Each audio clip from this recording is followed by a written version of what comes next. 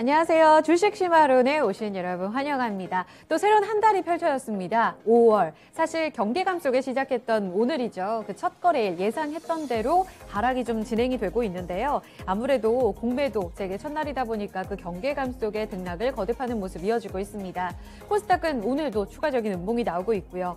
하지만 주식시장에 오래 계셨던 분들이 하면 아실 겁니다. 시장은 늘 우리의 예상을 빗나가죠. 4월도 경계감이 컸었지만 사상 최고치 행진을 보여줬던 만큼 5월도 주식격언에서 5월엔 증시를 팔고 떠나라. 이런 예상을 뒤엎는 그런 한 달이 되지 않을까 기대해 봅니다. 힘내시고요. 오늘도 더블지니와 함께 시장 이어가서 좀 분석해 보겠습니다. 토마토 투자클럽 문서진, 김혜진 전문가입니다. 안녕하세요. 안녕하세요. 자, 시장 분위기 보고 오겠습니다. 오전에는 그래도 선방하나 싶었는데 지수가 다시 또 아래쪽으로 방향을 잡아가고요. 양시장 모두 다 양매도 펼쳐지고 있습니다. 자, 어떻게 봐야 될까요? 시황캐스터, 김은별 캐스터와 함께 시황센터로 넘어가 보겠습니다. 네, 양시장이 조금 더 오후장 들어서 무겁게 떨어지고 있습니다. 오늘이 공매도 재개일이었는데요. 이런 우려들이 계속해서 오후장까지 시장에 영향을 주고 있는 모습입니다. 현재 구간 코스피 지수 보시면 0.4%가량 하락하고 있고요. 3,135포인트 지나갑니다. 네, 오늘의 흐름 차트로 좀 먼저 확인을 해보시면요. 오전장에서는 그래도 3,170선까지 터치를 하면서 이렇게 상승 구간이 발생을 했습니다. 하지만 이후로 다시금 좀 하락 반전한 모습이고요. 보합권 정도를 횡보하다가 1시 넘어서부터는 조금 더 하락폭이 깊어지는 상태입니다. 현재 구간 보시면 3,140선 아래쪽까지 내려왔습니다. 수급 보시겠습니다. 네, 일단 외국인의 매도세가 벌써 5거래일 연속 이어지고 있는데요. 3,440억 원 오늘도 팔자세고요. 기관도 1,507억 원 매도하면서 쌍끌이 매도세가 나타나고 있습니다. 반면 개인은 점차 시간이 갈수록 매수 탄력이 커지고 있고요. 현재 구간 5천억 원 넘게 매수하고 있습니다. 업종별로도 체크해 보겠습니다.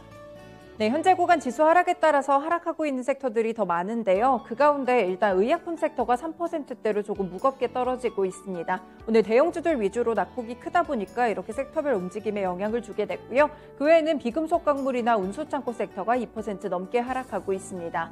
또 지난주 금요일에 상승했던 증권업 섹터도 2% 가까운 하락세고요. 2차전지주들의 약세와 더불어 화학 섹터도 1.4%가량 밀립니다. 반면에 상승하는 섹터들 점검해 보시면요. 일단 오늘은 자동차 종목들의 반등세가 크게 나타나면서 운송장비 섹터에서 2.3%대 강세 흐름이 나타나고 있습니다. 네, 그 외에는 보험 섹터에서 1.8%까지 오르고 있는데요. 개별 종목의 영향으로 보시면 되겠고요. 오늘장 삼성생명이 영향을 주고 있습니다. 이 삼성과의 지분 상속 절차가 마무리되면서 이재용 삼성전자 부회장이 삼성생명의 최대 주주로 올라선 영향을 오늘장 받고 있고요. 이 섹터 움직임까지 끌어올리고 있습니다. 네, 그 외에는 음식료품과 통신, 종이 목재 순으로 현재 구간 상승합니다. 시총 상위 종목들도 확인해 보시겠습니다. 네, 현재 보시면 상승하고 있는 섹터들이 일단 더 많은데요. 먼저 IT 투톱주들은 외국인 매수와 매도에서 조금 엇갈리고 있습니다. 오늘 SK하이닉스 쪽으로는 외국인 매수세가 좀 강하게 유입되면서 2%가량 오르고 있고요. 13만 원 선 다시금 지지하는 움직임입니다. 반면에 외국인 매도 포지션인 삼성전자는 보합권에서 계속 움직이는 모습이고요. 오늘 2차전지 종목들에서는 LG화학과 삼성 SDI 모두 2%대의 낙폭을 기록하고 있습니다. 네, 그리고 언택트 종목들은 1% 가까이 상승하면서 그래도 시장 대비해서는 탄탄한 모습을 기록하고 있고요. 오늘장 무엇보다 이 자동차 종목들의 강한 반등세가 나타나고 있습니다. 현대차 그룹 쪽으로 보시면 미국에서 이 자동차 판매량도 좋았다고 하는데요. 그보다도 그동안 너무 주가가 많이 밀렸던 만큼 오늘 저가 매수세도 함께 유입되고 있습니다. 현대차는 3.7%가량 오름세고요. 기아는 3.9% 오르면서 8만 원 선 지지하려는 움직임입니다.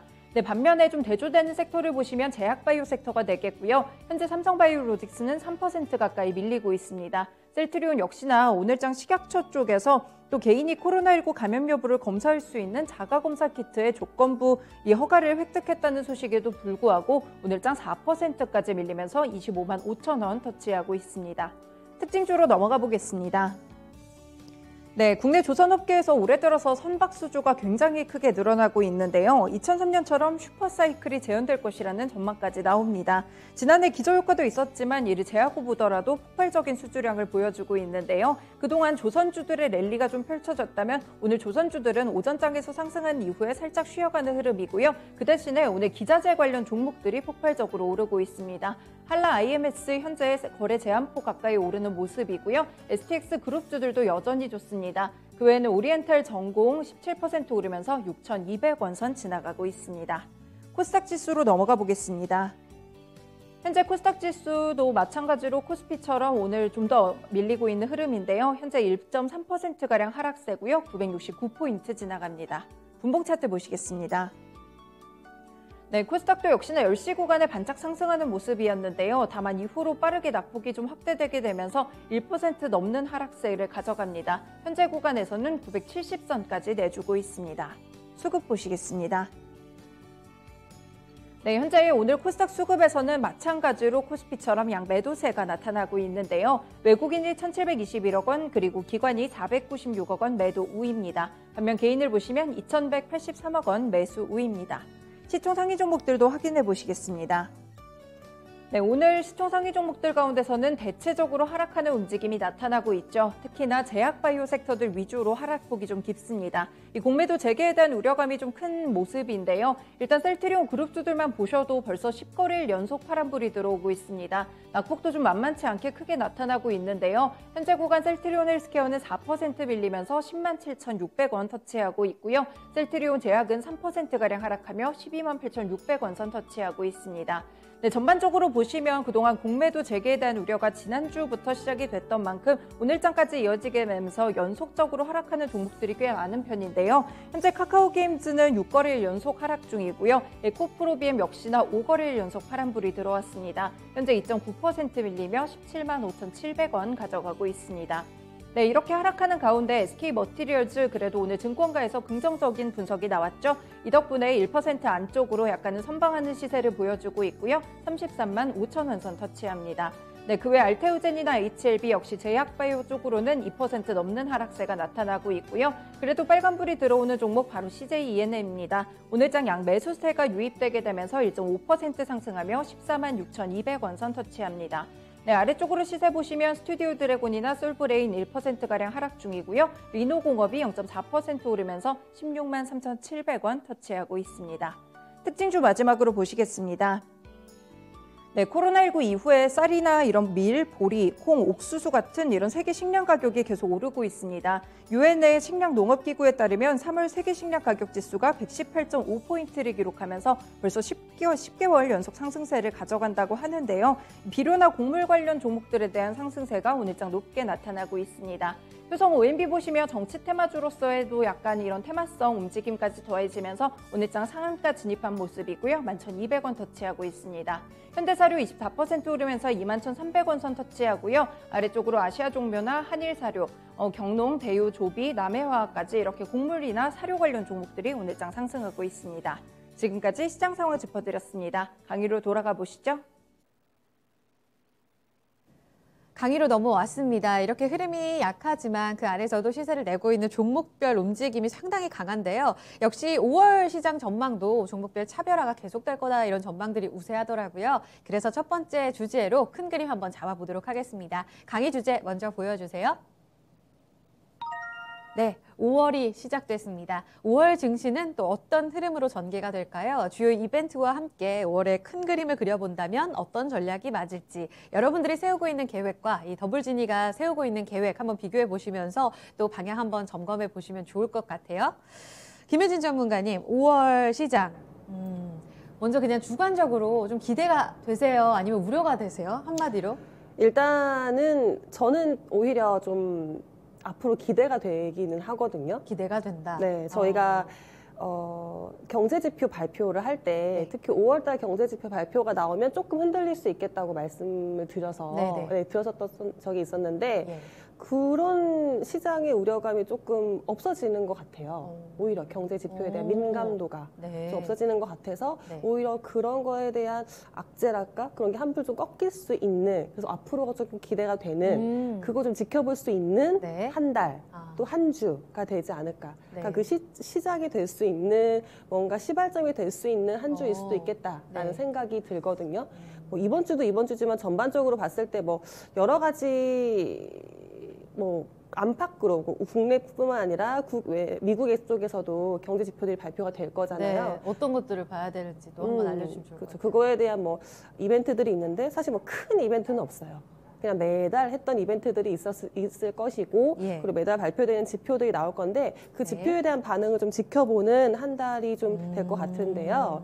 일단 제가 뭐 지난주 것도 지난주지만 이번 주는 네. 일단 미국 쪽에서 발표되는 지표 ISM 제조업 지수가 발표가 돼요. 오늘 발표가 될 거고요. 그리고 미국 고용 지표도 금요일 날 발표가 됩니다. 잘 나올 거예요. 지금 이제 발표가 예정돼 있는 지표들은 정말 다 잘 나올 거예요. 기저 효과가 충분히 있기 때문에. 2분기가 그렇죠? 가장 안 좋았던 작년에 가장 안 좋았었잖아요. 그렇기 그렇죠. 때문에 기저가 매우 낮다. 팬데믹이 시작됐던 가장 안 좋았던 2분기고 네. 그리고 뭐 국제 유가도 선물 기준으로 마이너스를 기록했던 부분이기 네. 때문에 이 구간에서의 지금 지표들은 정말 잘 나올 겁니다. 그러니까 그 지표에 대한 뭐 인플레 걱정이 있다고는 하지만 네. 최근에 발표되는 거 보면은 그거에 대한 우려감이 좀 없긴 없거든요. 일단 ISM 제조업 지수도 뭐 60년 만에 지금 최고치를 기록할 것이다라는 말이 나오고 있어요. 대단하네요. 네, 뭐 50 이상이면 경기의 회복, 경기 네. 상황이 좋아질 것이다라는 예상하는 사람들이 많은 건데 지금 64.9가 이제 60년 만에 최고치를 기록할 것으로 예상이 되고 있고요. 4.9, 지난달이 64.7이었네요. 네. 요걸 또 뛰어넘을 거다. 그렇죠. 0.2포인트 더 높아지는 수치가 나올 것 같고요. 네. 그리고 미국 고용 지표가 이제 또 금요일에 발표가 되는데 잘 나올 거고요. 이게 지금 미국의 정말 고용 시장이 핫하다는 지표들이 계속 나올 겁니다. 예. 그런데 이제 연준에서 저희가 FOMC 회의 결과를 말씀드릴 때도 미국이 이제 고용에 대해서 좀 신경을 쓰고 있다. 네. 그래서 고용 시장이 조금 회복이 된다는 기미가 보이면 또다시 또 테이퍼링을 하지 않을까라는 우려감이 있을 수도 있겠지만 네. 아직은 또 그럴 만한 수치는 아닐 것 같긴 해요. 아. 일단은 기대되는 고용 지표는 실업률은 저번보다 낮아질 거예요. 지금 예. 5.8을 예상하고 있거든요. 아, 네. 직전이 6% 였으니까 그거보다 좀 낮게 실업률이 나올 것이고 네. 그리고 이제 고용자 수도 신규 고용자 수가 네. 지금 평균적으로는 97만 8천 명을 예상을 하고 있습니다. 근데 100만 명은 돌파가 될 것 같아요. 지금 모건 스탠리에서는 125만 명을 말하고 있고 네. 제프리스에서는 210만 명으로 지금 최대치를 말하고 있거든요. 그러면 거의 평균적으로 100만 명을 돌파한다라는 그런 컨센서스는 있는 네. 것 같은데 이게 코로나 이전에는 미국의 월 평균 신규 고용자 수가 20만 명이었어요. 그러니까 이게 지금 거의 월 평균 20만 명씩 신규 고용이 됐던 게 지금은 거의 100만 명이라는 거니까 5배씩은 껑충껑충 신규 네. 고용이 되고 있다는 건데 이 수치가 근데 과연 연준에서 바라보는 정말 고용이 잘 되는구나. 연속성이 있구나. 그거 중요하다고 하셨잖아요. 그렇죠. 하기까지는 아직 멀었을 거예요. 그러니까 뭐 이번 고용 지표 가지고 네. 뭐 그렇게 우려할 만한 테이퍼링의 상황은 안 올 것 같기는 한데 네. 이게 이 고용이 그럴 거예요. 지금 지난달이 100만 명 가까이 네. 증가했잖아요. 이번 달도 100만 명 가까운 증가, 한 150만 명까지 나온다 이야기를 하니까 그리고 그 다음 달은 200만 명, 네. 그리고 그 다음 달은 300만 명까지도 예. 이야기를 하는 거예요. 왜냐하면 이제 미국은 코로나가 회복이 되는 과정이잖아요. 네. 그래서 그동안 이제 일시적으로 잘렸던 서비스업 쪽의 회복이 굉장히 빨라지고 있다라고 보시면 되고요. 근데 이렇게 됐을 때 우리가 생각하는 수치로 보면 굉장히 빠른 거잖아요. 네. 근데 코로나 때 이 실업된 사람이 850만 명이에요. 맞아요. 그러니까 지금까지 고용을 다 합쳐도 여전히 그러니까 이야기하는 200만 명씩 그렇게 더 늘어도 네. 지금 이야기하는 건 한 3분기 내로 600만 명 정도가 고용이 회복되는 거니까 네네. 아직까지 250만 명은 실업이 있거든요. 근데 그런 실업자들이 이제 장기적인 실업자가 될 가능성이 높은 게 코로나로 산업이 바뀌면서 네네. 오히려 그냥 구조조정이 자연스럽게 돼버린 경우도 많아요. 그래서 이걸 연준이 이제 그렇게 의미 있게 받아들이지 않을 가능성도 있습니다. 저는 그렇게 생각합니다. 5월, 6월 비농업 고용 지표가 살아나더라도 6월 FOMC에 당장 우리가 네. 예상하고 있는 그런 긴축과 관련된 시그널이 나오긴 어려울 수 있다. 네.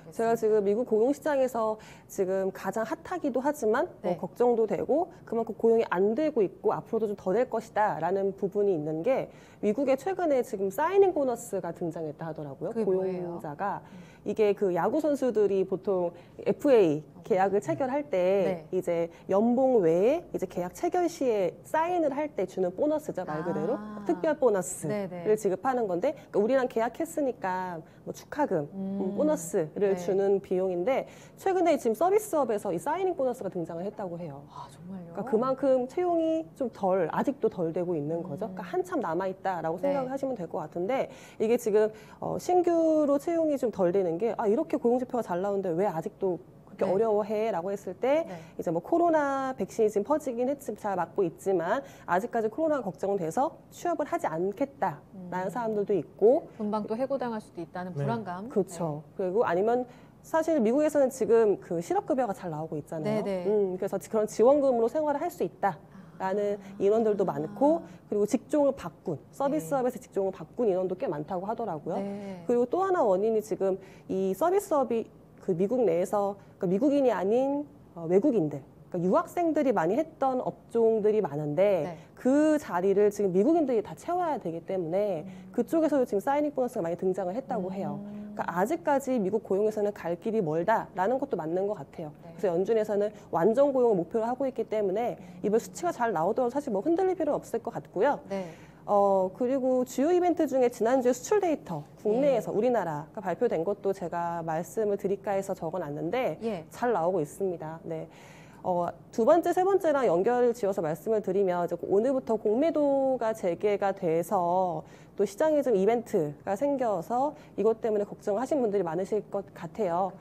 근데 이런 시장에서의 단기적인 이런 수급, 뭐 공매도 때문에 뭐 하락이 더 커질 수 있는 부분들도 단기적으로 있지만, 하지만 수출 데이터나 지금 기업들의 실적 보면 너무 잘 나오고 있거든요. 그러니까 기업의 실적이나 데이터가 안 나왔을 때 이런 수급적으로 엉망이 돼버리면 시장이 많이 흔들릴 거지만, 지금 수출 데이터도 보면은 뭐 물론 기저효과가 있겠습니다만 40%가 상승을 했고요.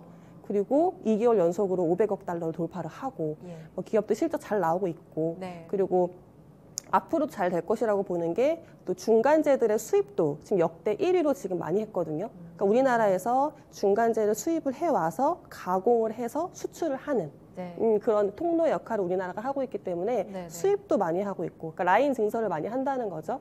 그러니까 이런 부분의 증설도 많이 하고 있고, 앞으로의 또 실적도 기대가 되는 부분이 있기 때문에 이 이슈, 공매도 이슈는 좀 단기적으로 보셔도 될 것 같고요. 시장의 큰 흐름에는 영향을 많이 미치지 못할 것 같고요. 그렇게 보면은 뭐 자잘한 경기 지표라든지 자잘한 이벤트가 있지만 5월을 보면은 그렇게 우리가 막 주목하고 시장에 꽝 이렇게 움직일 만한 큰 이벤트는 지금 없어요.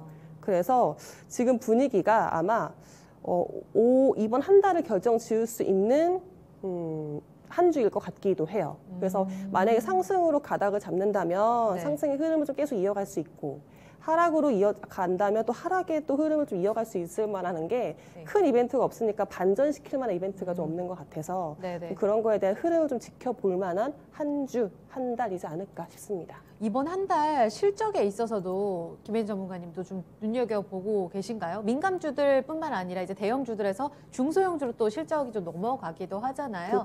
여전히 2분기 실적에 대해서는 좀 자신감 갖고 볼 수 있다고 생각하세요? 네, 저희가 뭐 잠시 후에도 말씀을 드리겠지만 업황이 회복되는 섹터 내에서의 종목은 대형주뿐만 아니라 지금 중소형주들도 지금 그 흐름을 잘 타고 있거든요. 그러니까 중소형 중에서도 실적은 잘 나오고 있는 종목들이 많기 때문에 그쪽으로도 뭐 투자 기회는 충분히 찾으실 수 있을 것이라고 보고 있어요. 알겠습니다. 5월은 기대가 크지 않고 오히려 좀 공매도 같은 경계 심리가 좀 작용하고 있고요. 여기에서 반전시킬 만한 이벤트가 없다는 것이 해가 될지 아니면 오히려 또 득이 될지 이런 것들이 지표에 좀 달려있다라는 이야기도 해주셨어요. 5월 시장 전망을 좀 여쭤볼게요. 큰 그림에서 문서인 전문가님 지난주에 PC 물가 지표 중요하다고 말씀하셨는데 3.5%로 발표가 됐고 그날장에서는 그날장에서는 일제히 3대 지수가 다 이제 최고가를 경신하면서 분위기는 괜찮았거든요. 이 말씀은 결국 전망해 주신 대로 시장 문제 없다. 위쪽으로 좀 올라갈 거다라고 보는 시그널이었다고 생각하세요? 뭐 저는 이제 항상 제가 3월 달에 시장을 이야기를 할 때 4, 5월을 같이 묶어서 이야기를 많이 드렸어요. 그래서 의외로 4, 5월은 괜찮을 것 같다. 특별하게 시장을 밀고 내려갈 만한 악재가 없기 때문에 오히려 4, 5월은 괜찮을 것 같고 대신 5월은 아무래도 물가 발표되는데 그때 5월에 발표되는 지표가 4월 지표인데 이게 가장 이제 기저효과가 센 지표이기 때문에 좀 물가에 반응하면 또 이제 이거 우려감이 있다. 그래서 제가 5월은 좀 부정적이다라고 이야기를 했다가 최근 들어서 제가 지난주부터 생각보다 5월이 안 나쁠 수도 있겠다. 그러니까 제가 생각했던 건 이제 급락에 대한 그러니까 고점 대비해서 지수 기준으로는 한 15% 이상의 조정이 나올 수도 있겠다라는 걱정을 했었거든요. 근데 사실 GDP 발표하면서 PCE 물가 지표 나왔는데 꽤 높게 나왔어요. 근데 생각보다 반응을 안 했단 말이에요. 그러니까요. 그리고 미국채가 이게 어제 같은 경우도 그러니까 주말이죠. 주말 같은 경우도 보면 지금 이제 카블란 총재 근데 원래 카블란 총재는 원래 매파적인 사람이거든요. 뭐 테이퍼링 이야기가 나와서 뭐 달러 같은 경우도 뭐 급격하게 좀 이렇게 이 급등을 하면서 뭐 이 나머지 통화들이 다 이제 급락을 했죠. 그러면서 이제 좀 전체적으로 시장을 좀 조정장을 분위기를 만들었지만 실제로 미국 국채 금리는 별 문제가 없었어요. 그러니까 지금 유럽의 그 GDP를 보면 안 좋게 나왔잖아요. 그러니까 생각을 하는 거예요. 아 시장이 아직까지 명확하게 돌아서기에는 아직은 쉽지는 않다라는 걸 알고 있어요. 미국 GDP는 잘 나왔지만 그렇죠. 글로벌 경제 아직까지는 회복세는 좀 있어봐야 되겠다라는 거고 뭐 근데 그 부분은 결국은 안전자산 선호도로 작용할 수도 있어요. 이게 미국채 수요로 연결되는 거죠. 그러면 금리가 예를 들어 인플레이션에 대한 우려감이 있어도 결국에는 안전자산 선호도에 대한 수요가 미국채 수요를 늘리면서 사실 미국채 시장이 좀 안전적으로 잡힐 수 있습니다. 물론 인플레이션 자체는 올라갈 수 있는데 우리가 금융시장을 투자하는 입장에서는 결국에는 그럼 인플레이션 올라가는데 이게 어떤 부분에 부작용을 만드는 거냐라는 건데 그게 바로미터가 미국채란 말이죠. 그런데 미국채가 만약에 수요가 늘어나면서 안정적이면 금리 상승, 그러니까 이 인플레이션과 관련된 부분을 상승시킬 수가 있어요. 그래서 제가 미국채 시장이 별로 안 움직이구나라고 생각을 해서 생각보다는 조정이 깊지는 않을 수 있겠다. 근데 근데 월초는 조정을 줄 것 같아요. 우리 시장을 뿐만 아니라 미국도. 왜냐하면 어쨌든 많이 올라왔잖아요. 그리고 우리는 아시는 것처럼 공매도가 일단은 재개가 되니까 초반에는 지금 벌써 공매도 관련 일부 많이 쌓여있는 종목들은 오늘 또 지금 벌써 좀 많이 조정을 보이거든요.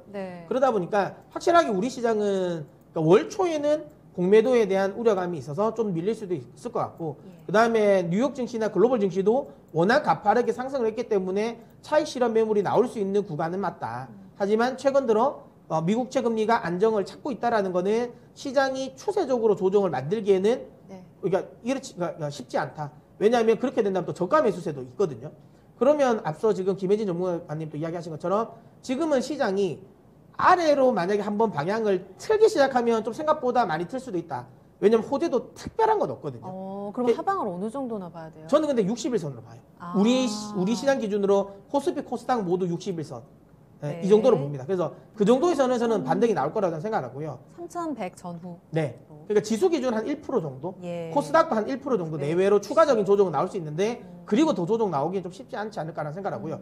그래서 나서 저는 반등이 나올 건데 그 반등의 흐름이 결국은 경기 회복, 기업 실적에 대한 부분이 다시 시장을 집중할 것 같고요. 이렇게 해서 만약에 흐름이 붙으면 이걸 끌고 내려갈 만한 또 악재도 없어요. 이벤트들이 없거든요, 거의. 그러다 보니까 저는 개인적으로 월초는 살짝 조정을 줄 수 있겠지만 그 다음에 둘째 주, 셋째 주부터 해서는 점진적인 반등이 나온다라고도 보고 있고요. 중요한 건 저는 기술주는 3분기 이후에 다시 한번 흐름이 나올 것 같아요. 센 흐름은. 그러니까 뭐 지금 뭐 금리라든지 이런 부분은 아닌데 어쨌든 경기 회복에 대한 부분이 지금은 어쨌든 시장에 집중하다 보니까 경기 민감주 중심으로의 반등은 2분기까지는 이어진다. 특히 이런 경기 민감주들이 3분기까지 실적은 계속 좋거든요. 근데 경기 회복도 이게 계속 이렇게 갈 수는 없어요. 제가 보기에는 5월달 지표가 거의 최고점일 것 같고요. 그 다음에 발표되는 경제 지표들은 또 점진적으로 하향 안정화 될 겁니다. 이번에 그러니까 지난주에 발표됐던 중국의 그 PMI 지수도 고점 이후에 지금 점진적으로 살살 내려오고 있거든요. 왜냐하면 이미 중국은 먼저 사실 회복을 했잖아요. 그러니까 먼저 걸고 그 다음에 점점 내려오는 거고 기저효과가 빠지면서. 근데 이걸 미국도 그렇게 할 거예요. 그러니까 제 생각에는 5월달 지표가 거의 최고, 그러니까 경제 지표로서는 피크일 가능성이 높다.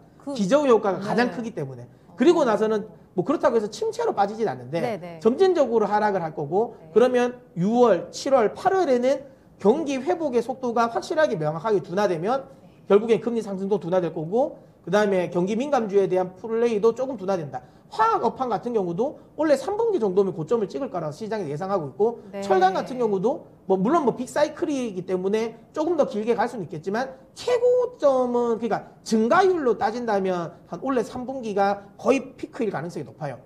성장은 하지만 이렇게 점진적으로 완만하게 떨어질 가능성이 높아요. 뭐 그런 점을 감안하면 어쨌든 근데 3분기까지는 경기 민감주. 그러니까 2분기 그래 따지면 이제 먼저 주가는 선반영한다고 따지면 한 2분기는 경기 민감주가 어쨌든 주도를 할 것 같고 6월 달까지는. 네. 그리고 6월 이후부터는 이제는 결국엔 또 그동안 기술주 생각보다 많이 못 갔을 가능성이 있습니다. 그러면 뭐 저가 메리트도 생길 거고 네. 그다음에 성장률이 둔화되는 건 그렇게 되면 결국엔 또 성장주에 대한 매력 포인트로 또 작용을 하거든요. 뭐 그런 것들을 감안한다면 제가 보기에는 뭐 하반기는 다시 기술주. 근데 그 전까지는 네. 경기 민감주 중심의 이 반등이 지속될 것 같다. 특히 5월달 같은 경우는 또 경기 민감주 중심의 반등이 나올 것 같고요. 지금은 또 특히 종목별 차별화가 심화될 가능성이 높다. 공매도가 생겼잖아요. 그렇죠. 그러니까 더더욱 이제 종목별 차별화는 나올 가능성이 높다. 특히 이제 공매도가 단순히 그냥 쇼돈리 공매도들도 있긴 합니다. 그러니까 네네. 말 그대로 그냥 하방으로만 지르는 네. 공매도 세력들도 있지만 대체적으로 공매도가 나올 때 활용되는 건 롱숏이잖아요.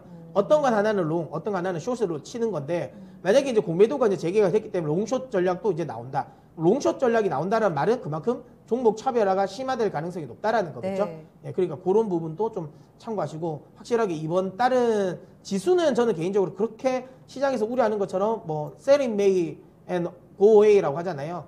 그러니까 올해 팔고 나가라는 건데 이것도 네. 요즘에 잘 안 맞다라는 게 그러니까 2000년 들어서면서 미국도 전산화가 많이 됐거든요. 예전에 피터 린치가 이런 말을 한 적이 있어요. 그러니까 자기가 예전에 그 블랙 프라이데이 때 휴가를 가 있었다. 네. 그래서 내가 아무 대응을 못했다. 그게 참 아쉽다라고 네. 이야기했었는데, 그러니까 옛날에는 지금 우리가 흔히 이제 그러니까 5월달에 팔아라는 건 5월달부터 미국이나 유럽은 매니저들이 휴가를 시작을 하거든요. 예. 그럼 휴가 가니까 이제 다 팔아놓고 간다라는 거, 그것 때문에 이제 이야기가 나왔는데 요즘은 휴가지에서도 노트북 하나면 다 매매가 가능하고 다 이게 가능하거든요. 그래서 예전에 비해서 2000년 들어서는 확실하게 5월 효과가 그렇게 특히 많이 안 나왔어요. 유의미하지 않다고 이야기하는 것처럼. 네. 그래서 이런 5월에 뭐 그러니까 이 매도 물량이 공격적으로 나오는 휴가 때문에 나오는 매니저들의 공격적인 물량은 나오지 않을 가능성이 높다. 그래서 생각보다는 괜찮을 수도 있다. 다만 월초는 아무래도 우리가 공매도 그러니까 4월 달에도 많이 올랐잖아요. 사실 많이 네. 오른 것도 있고 네. 그다음에 공매도가 어쨌든 재개가 되는 한 주이기 때문에 그때는 조금 안 좋을 수 있는데 그리고 나서는 반등이 줄 것 같다. 저는 그렇게 생각합니다. 공매도로 인해서 그러면 셀트리온 그룹주뿐만 아니라 오늘 2차 전지도 뭐 이런 영향인 거예요? 지금 좀 노출되어 있는 관련한 종목들과 관련해서 전략도 살짝 팁을 주시면 더 좋을 것 같아요. 일단 이제 제가 그러니까 공매도 세력이라면 어떤 거를 많이 매도를 할까라고 생각하면 일단은 저는 셀트리온 그룹주를 제일 먼저 때릴 것 같긴 합니다.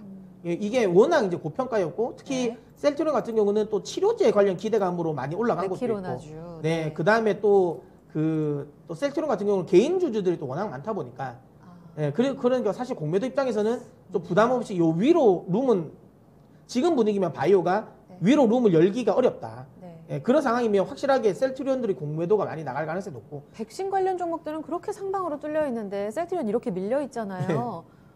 그런데도 그러니까 좀 치료제가 안 나올 거겠다고 생각하는 거죠. 생각했던 것보다 왜냐하면 셀트리온은 올해 상반기에 낸다 그랬잖아요. 근데 네. 못 냈잖아요. 그러다 보니까 거기에 대한 실망감도 나오는 거죠. 나오는 거고 그리고 워낙 비싸다 보니까 이제 사실 공매도 입장에서 좀 부담이 없을 가능성이 높아요. 그다음에 그리고는 또 이제 2차 전지 같은 경우는 네. 위로 2차 전지는 좀 조심스러울 것 같아요. 왜냐하면 2차 전지 자칫 잘못하면 네. 이게 손절이 나올 가능성도 있습니다. 왜냐하면 아직까지 시세가 꺾인 건 아니니까. 네, 네. 근데 이제 밸류에 대한 부담이 있는 건 어쩔 수 없죠. 거기에 이제 내재화라는 이슈가 또 생겨버렸으니까 예, 예. 공매도 세력 입장에서는 좀 짧게 치고 나올 수는 있겠다라는 생각이 들더라고요. 그 다음에 뭐 다들 아시는 것처럼 5G 같은 경우도 오늘 같은 경우 힘이 안 좋잖아요. 오늘 아무래도 그 영향권이라고 네. 보시는군요. 그러니까 네. 아무래도 이제 지금 재료가 없잖아요. 네. 위로 올릴 만한 또 재료가 없기 때문에 좀 타겟이 될수 타겟팅이 있다. 될 수 있는 네. 또 상황인 거고. 그러니까 확실하게 올릴 만한 재료가 없는 종목들이라든지 이런 네, 종목들은 많이 맞을 수 있는데 오히려 SK하이닉스 같은 경우는 상관은 없잖아요. 주가가 많이 올라왔음에도 불구하고 생각보다 안 떨어지고 오늘 같은 경우도 어쨌든 올라가고 있는 상황인 거니까. 네, 네. 그러니까 모멘텀이 있는 종목들은 공매도 타겟팅은 쉽게 되지 않을 것 같고요. 모멘텀이 없는 종목들, 그다음 밸류에 대한 부담이 있는 종목들은 아무래도 주초는 제가 보기엔 어쩔 수 없이 좀 두드려 맞을 가능성이 높다. 이렇게 생각합니다. 알겠습니다. 5월의 큰 그림을 어떻게 잡아봐야 될까? 아무래도 전약 후각이 될 수도 있다. 예상보단 나쁘지 않을 수 있다라는 의견이 이렇게 공통적으로 좀 나왔고요. 주초의 흔들림을 좀 겪고 다시 좀 단단해진 그런 5월장을 기대해보자라는 의견 말씀해 주셨습니다. 5월 전략은 여기까지 듣고요. 다음 주제로 넘어가 보겠습니다.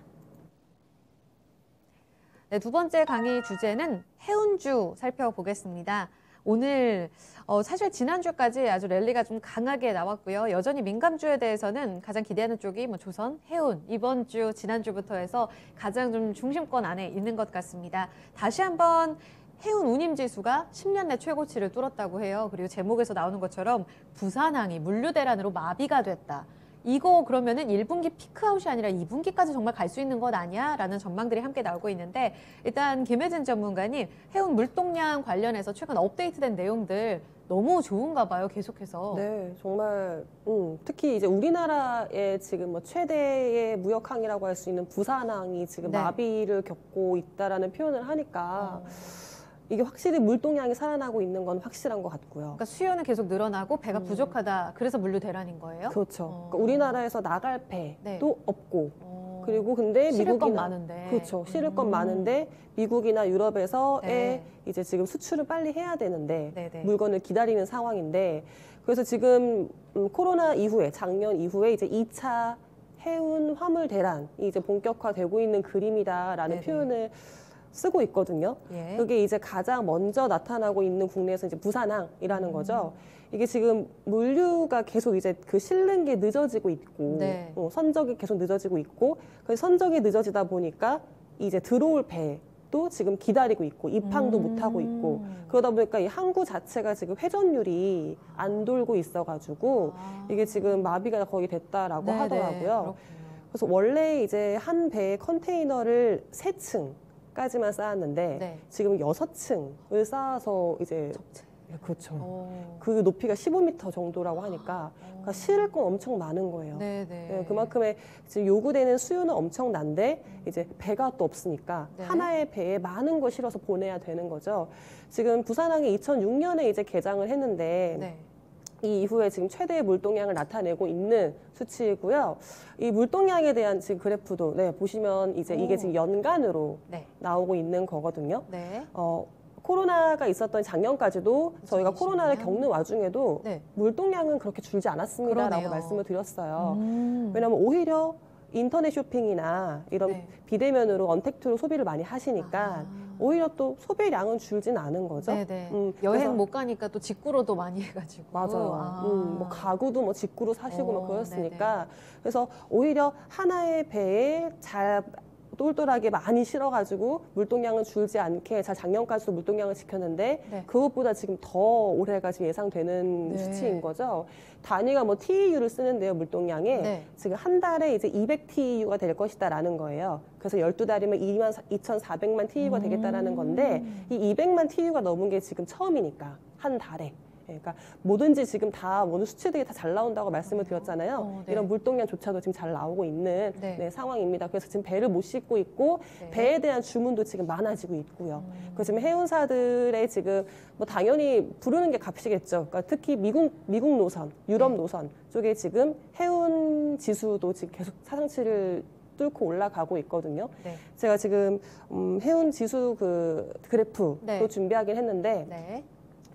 코로나 때에도 이제 해운 지수가 올라가고 있습니다라고 말씀을 드렸었고, 네. 근데 최근에 또 그래도 이제 글로벌적으로 이제 그 배를 또 많이 출하를 하게 되니까 네. 살짝 해운업 지수가 자꾸 눌렸었어요. 네. 근데 다시 지금 최근에 한 달 사이에 치고 오르고 있거든요. 4월에. 네. 근데 그 그래프가 가파르다는 거죠. 이게 지금 다 사상 최고치. 이게 SCI, FI 지수를 이제 국가별로 나눈 거예요? 맞죠. 네, 상하이 해운거래소에서 내보내는 네. 지금 해운업 지수인 거니까 네, 이제 네. 미주 노선 따로, 네. 유럽 항로 따로 해가지고 지금 해운업 지수를 나타내고 있는 거거든요. 네. 저희가 그 해운업 말씀드릴 때 벌크선보단 컨테이너선이 훨씬 더 업황이 좋습니다라고 말씀을 드렸어요. 그리고 벌크선도 지금 따라오고 있습니다. 그것도 10년대 최고치라던데요. 네, 벌크도 결국엔 또 글로벌적으로 BI도? 인프라도 많이 투자를 하고 있으니까 네. 그러니까 그쪽에서 따라오고 있는 분위기인데 지금 컨테이너는 정말 확실하게 업황이 지금 턴어라운드 되고 있는 것 같고요.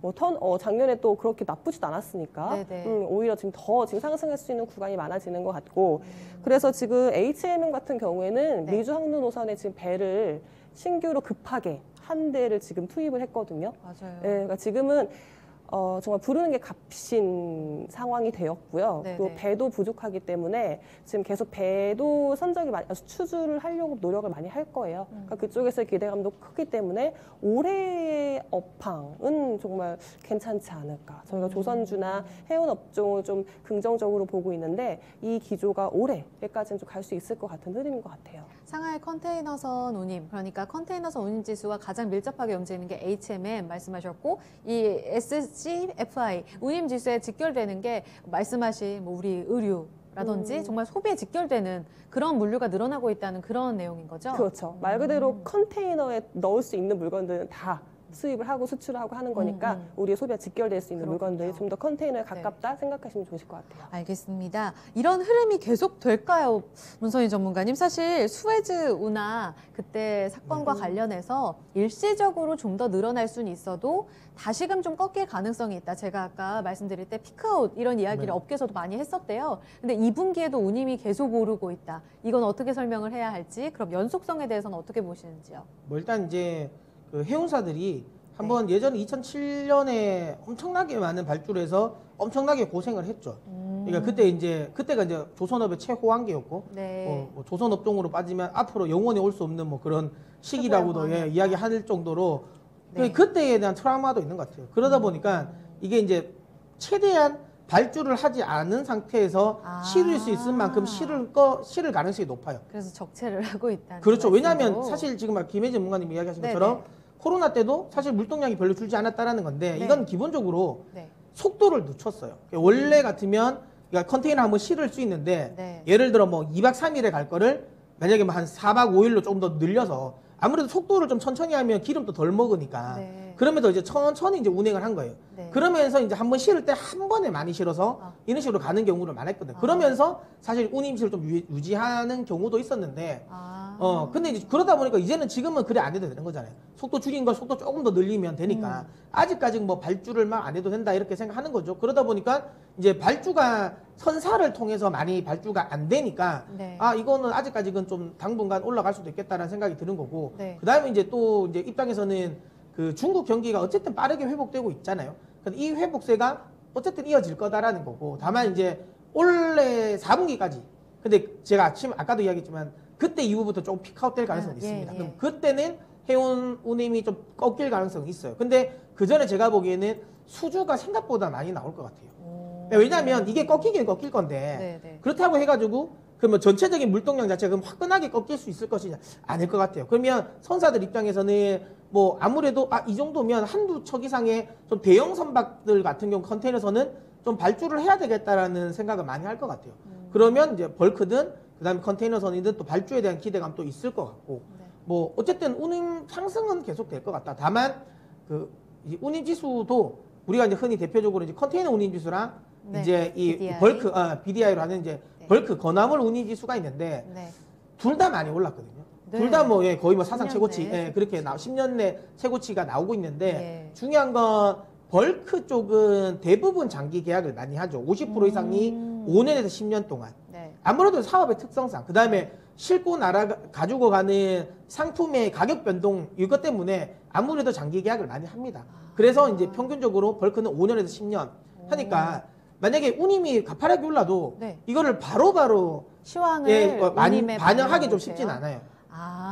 운임이 오르는 것을 계약에 반영하기는 어려운 구조다. 그렇죠. 그러니까 전체적으로 이동하는 데 드는 비용은 올라가지만 그래서 운임은 올라가지만 그걸 바로 가격에 전가하기에는 쉽지 않은 게 그럼 기존에 있는 계약을 파기해야 되는데 그건 쉽지 않잖아요. 그러니까 그 부분이 좀 이제 벌크는 아무래도 수혜를 좀 덜 받을 것 같고요. H&M 같은 아무래도 이런 이 컨테이너는 평균적으로 6개월에서 1년. 왜냐하면 이런 이 컨테이너선 같은 경우는 네. 우리가 이제 다 경기에 민감주기도 하지만 네. 제조업이 대체적으로 많잖아요. 네. 그러면 이걸 만약에 예를 들어 옷을 내가 만드는데 10년 동안 동일한 양으로 옷을 만들진 않아요. 어떻게 될지 모르잖아요. 그쵸. 그러면 이제 옷 같은 것도 어떨 때는 많을 때는 있고 안 할 때는 또 안 하기도 해요. 그렇기 때문에 사실상 컨테이너선 같은 경우는 이런 철광석, 왜냐하면 발전이다. 그러면 트렌디도 발전을 뭐 있고. 1, 2년 하고 끝내진 않잖아요. 그럼 결국에는 발전소가 지어지면 최소한 10년, 20년 정도 발전을 하면 그 발전량이 최대나 뭐 이거 어느 정도 기본 평균 발전량이 있거든요. 네. 그러면 거기에 맞는 이제 총 소위 말하면 석탄이라는 이거는 평균치가 있어요. 네. 그러니까 이거는 좀 장기 계약을 해도 상관이 없는데 아까 말한 것처럼 옷이라는 거는 10년 동안 예를 들어 뭐 동일하게 팔리진 않을 거예요. 주문도 매달 이제 그렇죠. 바뀔 바뀌잖아요. 거고. 그러다 보니까 이게 계약 자체를 길게 안 합니다. 아. 그럼 한 6개월 길어야 1년 정도거든요. 오. 그러다 보니까 이런 운임 지수가 상승했을 때 계약에 가격의 전가를 바로바로. 훨씬 더 하기가 좋죠. 아. 그러니까 이제 H&M이나 이런 애들은 컨테이너도 훨씬 더 탄력적으로. 강한 거고 네네. 벌크가 상대적으로 좀 약할 수밖에 없다고 보시면 됩니다. 아, 그렇군요. 그래서 증권사에서도 1분기 실적이 이렇게 시황이 빠르게 반영되는 건 H&M, 다만 1분기에 페노션이나 대한해운, BDI 쪽이랑 직결된 쪽은 그렇게 기대했던 것보다는 네.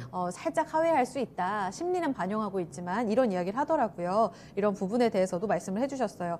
그러면 이 토픽에 대한 이야기 듣기 전에 하나 더 여쭤보고 싶은 게 잠깐 짧게만 여쭤보면 이 발주와 관련해서 발주를 늘리고 네. 계약을 체결하는 그 순간은 사실상 반도체에서 보는 증설 같은 거라고 그렇죠, 그렇죠. 생각하고 사실 피크아웃의 신호로 보는 게 맞나요? 근데 이거는 좀 차이는 있을 것 같아요. 네. 이 빅사이클이라는 게 우리가 반도체 빅사이클이 네. 증설을 하면 네. 이제 증설을 하고 나서 실제로 그 증설 물량이 나오면 이제 피크아웃이라고 하잖아요. 네. 근데 최근에 그렇게 피크아웃 되고 또 1, 2년 후에 다시 올라오는 거거든요. 음. 이렇게 돼서 다시 소위 말하면 저점을 다시 찍고 네. 그러니까 이 순환의 사이클로. 진폭의 네네. 저점까지 찍고 나서 올라가진 않아요. 그러니까 떨어진다 하더라도 그 진폭은 그 저점까지는 아니라 한 중간 지점에서 다시 반등 나온다라는 거죠. 수요랑 같이. 그리고 무조건 지금은 어쨌든 글로벌 물당량 자체의 피크아웃은 단기적으로는 있을 수 있겠지만 장기적으로 보면 나쁘진 않다. 네. 근데 어쨌든 저는 그래도 투자할 때 4분기까지는 괜찮다. 네. 네, 그렇게 봅니다. 알겠습니다. 두 분의 토픽 여쭤볼게요. 김혜진 전문가님. 네. 배가 없다라고 하고 네. 지금 배의 신주 선박들의 기대감이 있잖아요. 지금 네. 미리 받아놓은 것도 있고 이렇게 지금 배가 제작이 될 때 거기에 들어가는 엔진, 선박용 엔진을 제작하는 글로벌 메이커는 HSD 엔진을 가지고 왔거든요. 아, 네.